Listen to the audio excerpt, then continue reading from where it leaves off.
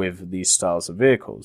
What happens is when they come up against stuff like Tigers, which is something they'll face a lot, they just get penned right here. It goes straight through, and as you can see, pop, pop, pop, destroys everything.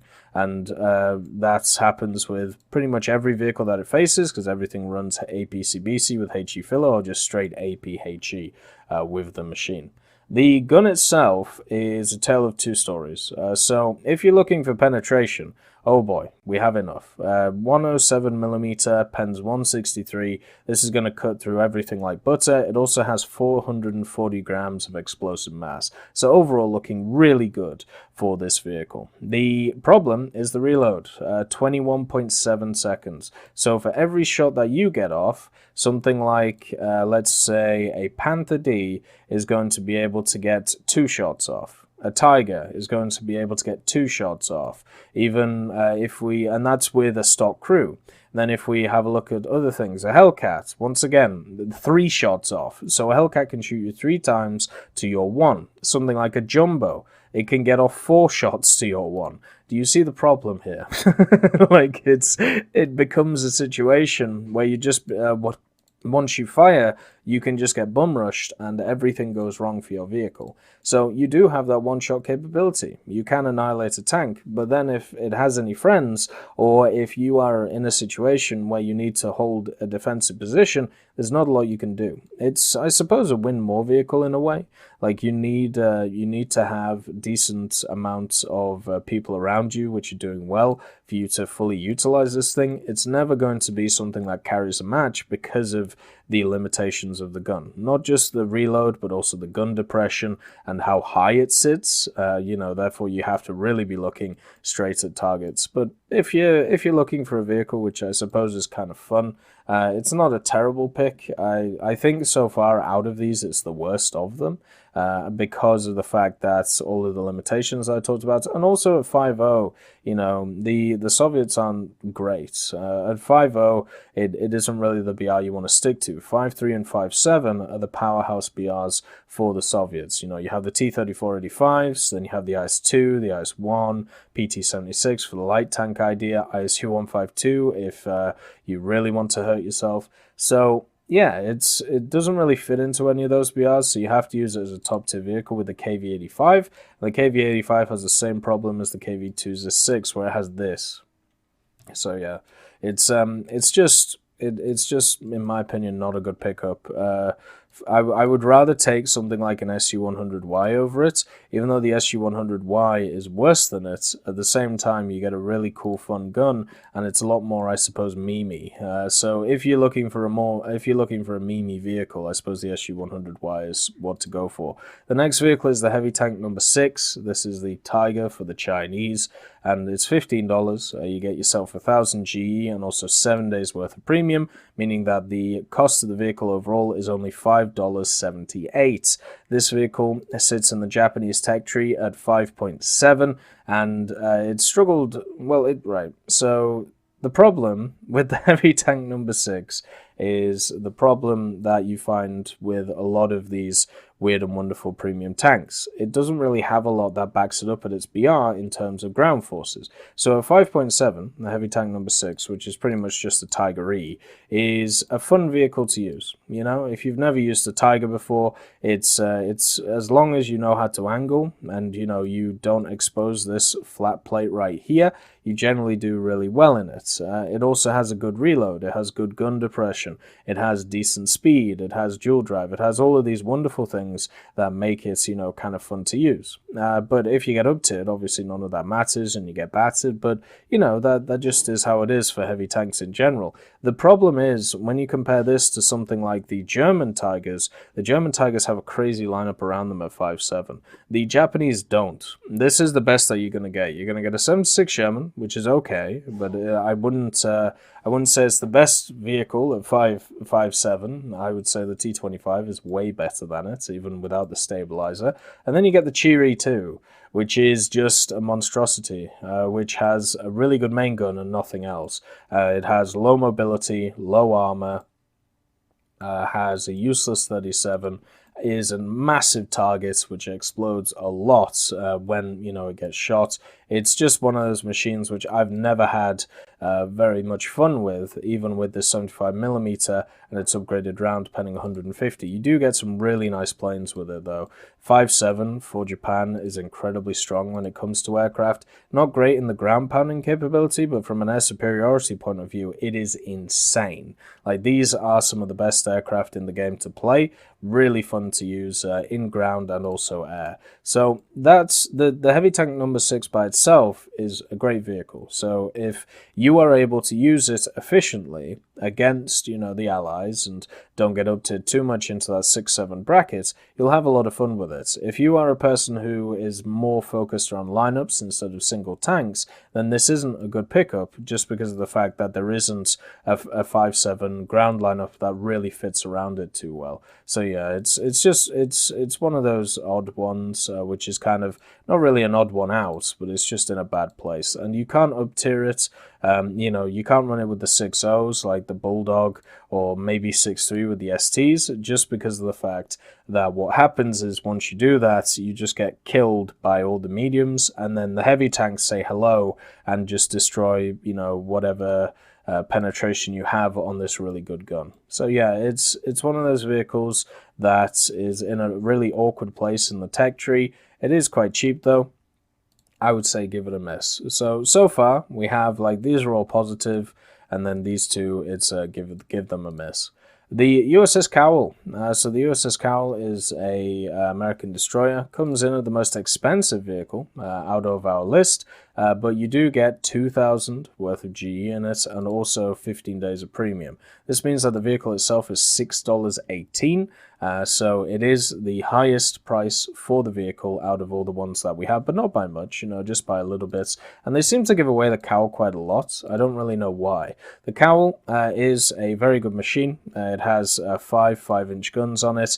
It also has a bunch of Bofors, 5 sets of dual-mounted 40mm and 7 20s. It was one of those machines that was added when the American Navy was released, and it was the top tier premium in the game for the Americans. It normally gets given away around these times, and also at Christmas. I would actually say wait until Christmas, because they're going to have a lot of these destroyers on offer, and if it's anything like the helicopters last year, they're going to be crazy cheap, because the problem with the Cowell is the Helena exists now, right? So why would you want to use the Cowell unless you were looking for a cheaper option? There's also a problem that it isn't the best at its level anymore. The Somas and the Sumner really outdo it, even though it is better than the Fletcher. It's just a better Fletcher class. And this is an inherent problem with destroyer premiums that I've talked about for a long time. They're just better versions of their tech tree counterparts. So if you want to pay for power, and if you want to, I suppose, pay to win, pick up the Cowell and have a bit of fun with it, even though I disagree with the general belief around it, which is why I've never bought one of these destroyers when it comes to this rank 3 area. If you need something which will research the majority, or if not all, of the American tech tree efficiently, you can pick this up. If you want to skip PTs, I suppose you can pick it up. But I would say America has one of the funnest PT areas in the game. So therefore I wouldn't do it. I would play these, I would have a bit of fun, and then move on to the destroyers. Yes, the Clemsons are not great, but once you get past them and you're onto the Farragut and the Fletcher, it's a pretty fun time. So overall, get it if you're really interested in the US Navy. If you're looking for a general machine that'll give you good SL and also a good time, I would say, there are better options in this list than that. It is the only ship that is available on sale though, so maybe that will change your mind. The next vehicle is the FL-10. The FL-10 comes in at $15, and you also get 1,000 GE with it and 7 days worth of premium. $5.78 overall if you take away all of the other prices, and the FL-10 at 4.7 is a monster. It's one of those vehicles that came out and it kind of took over the game. The reason for this is because it has a really dodgy armor values on its turrets. Don't let this fool you. 40mm, and also this band here, which is 40, and also this band here, which is 40. This bounces shots that it should never bounce, and I have no idea why. The FL-10 also has a 5-second reload, so once you get shot, you're going to get shot again, just like a lot of the higher autoloaders, and look at that pen, 182 millimeters on this 75 millimeter gun. The 4.7 lineup for the French, even though the M4A3E2 went up, it's still incredibly strong. With the M4A4 SA50, really good penetration, really good gun depression, and really good reload. And then you have, of course, the AMX13 DCA40 as well. So if you want a really competent 4.7 lineup, you pick up this FL10, which gives you a little bit more speed compared to some of the other competitions. But the main thing is the gun. You're pretty much paying for the gun, which doesn't have the best gun depression, but it's good enough for this, this Sherman, because you're going to be moving quite a lot in it. And also being able to pen anything that you see is really, really important. So overall, very good pickup, and really sorts out the 4.7 lineup for the French. It's only good at researching rank 4 and below though, so you only get access to these absolute monsters in research. So yeah, if you're getting it to SL grind, I would say don't do it, get one of the aircraft. But if you're looking to bolster your French lineup, yes, definitely get it. It's a very, very good vehicle with very good penetration. So that is all of the normal bundle sales which are on offer for today. And until, of course, the 2nd of December. Now let's talk about the ones which are available for everyone. So console people, PC people alike, we're all come together to celebrate these vehicles. Now, what you can get is the Black Prince. You also have the P61 and the Black Cat. So the Black Prince right now,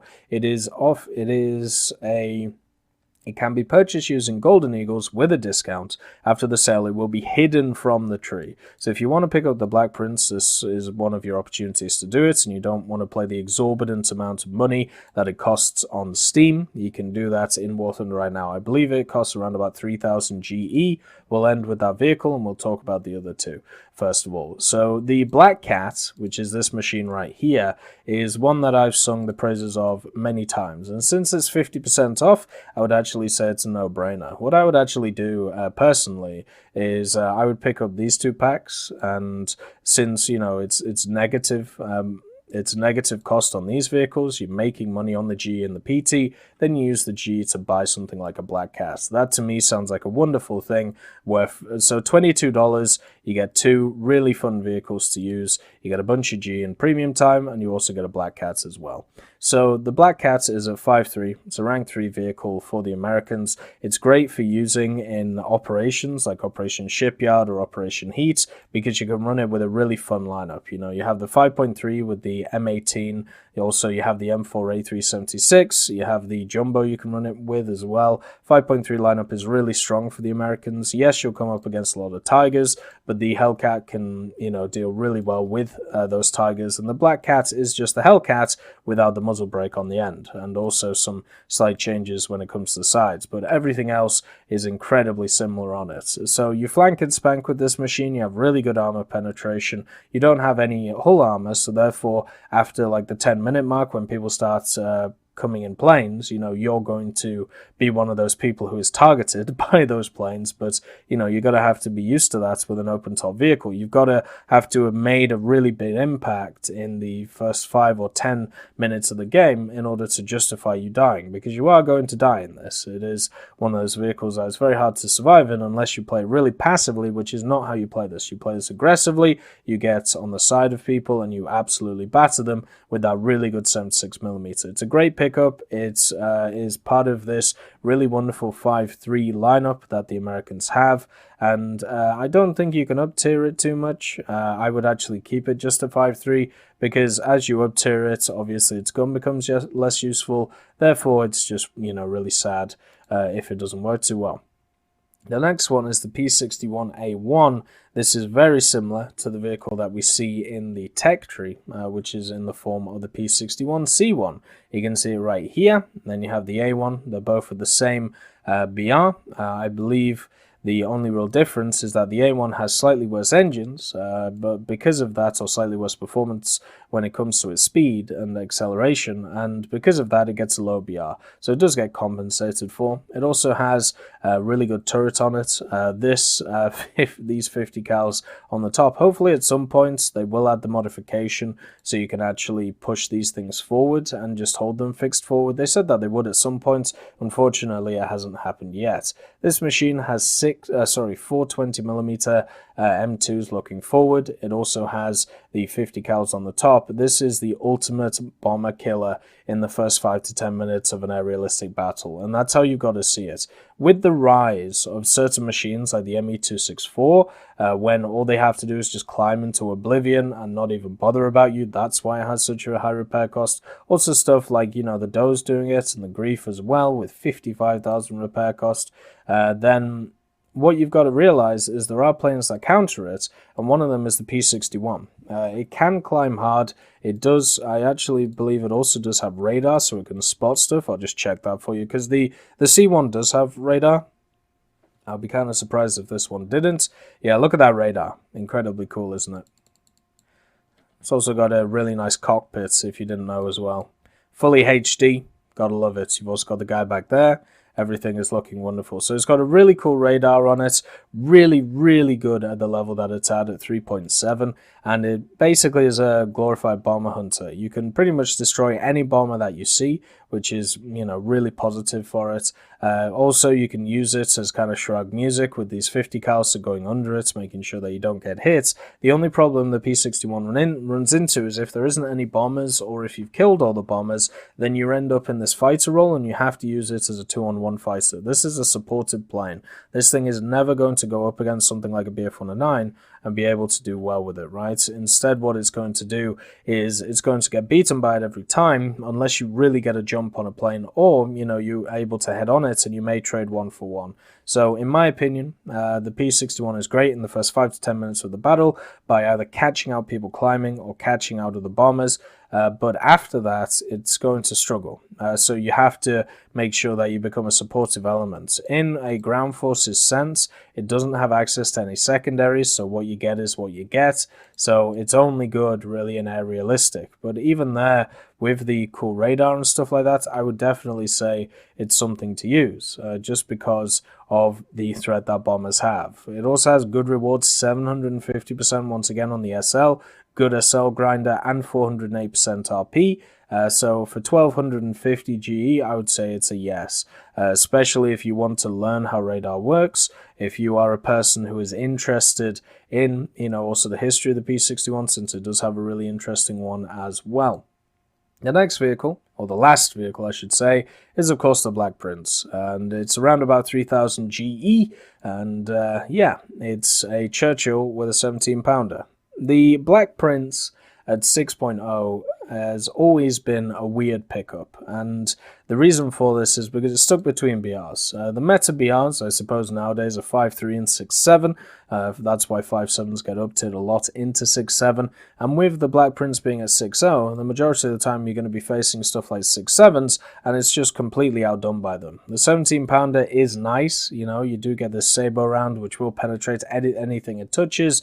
With the changes to how penetration works, the AP rounds are also solid options with 190mm of pen on the Shot Mark 8, so you can pretty much pen anything that you touch. Damage is a little bit of an issue when it comes to the output of the gun, but because of its decent reload, that doesn't really matter too much. It's everywhere else that the Black Prince suffers. So the gun itself is serviceable. Good gun depression, good reload, good penetration, okay damage, but because of the reload, it does it. This is supposed to be a heavy tank though, and the problem with that is it doesn't stand up to really any other heavy tank. It's got 152mm of armor here. You can easily pen that. When it comes to the turrets, it has 152 on that. Once again, easily penned by majority of vehicles from 6.0 to 6.7. And the criminal thing, the absolute criminal thing, is this only has a 350 horsepower engine. This means that this vehicle is slow as all hell to move around the battlefield. And this is what kills it, because it's the same as the mouse, where the mouse cannot get to a position quick enough to be able to be useful. That is the same thing with the Black Prince. It is slower than pretty much everything else at this level. It also doesn't get a stabilizer, which a lot of other vehicles do. You can see that the gun, wobbles a decent amount around with it, but this is the speed you're going to be wandering around at. 17 kilometers an hour. It's not fun.